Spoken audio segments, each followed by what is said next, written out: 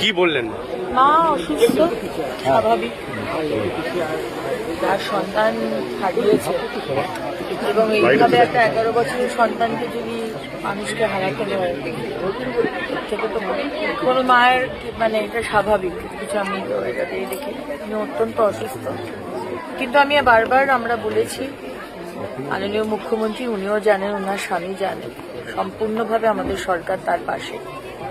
এবং আপনাদের কথা দিচ্ছি, সারা বাংলার মানুষকে কথা দিচ্ছি, শুধু এই ঘটনা নয়, যা যা ঘটনা যদি ঘটে মহিলার উপর অত্যাচার, ইনক্লুডিং এই ঘটনাটা, দৃষ্টান্তমূলক শাস্তি হবে।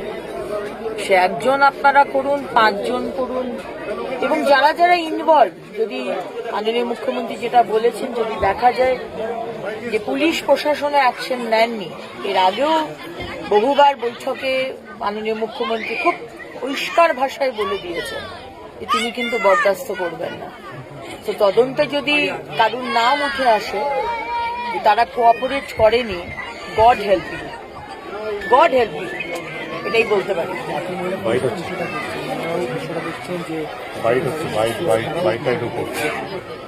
জাতীয় মহিলা কমিশন দেখছেন, সবাই দেখছে, আমরা এখানে এসেছি মাননীয় মুখ্যমন্ত্রীর প্রতিনিধি হয়ে, উনি আমাদের পাঠিয়েছেন।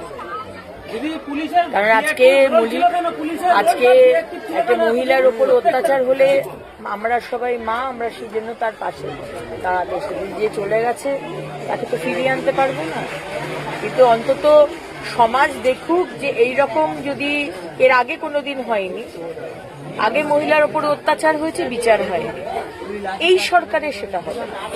সমাজ দেখবে, আর যারা এই ধরনের দুষ্কৃতি বদমাইশ তারাও দেখবে যে এই ধরনের যদি অত্যাচার করেন, সে 8 বছর হোক আর 80 হোক, কিভাবে শাস্তি আপনাদের দেওয়া হবে সেটা সমাজ দেখতে পাবে।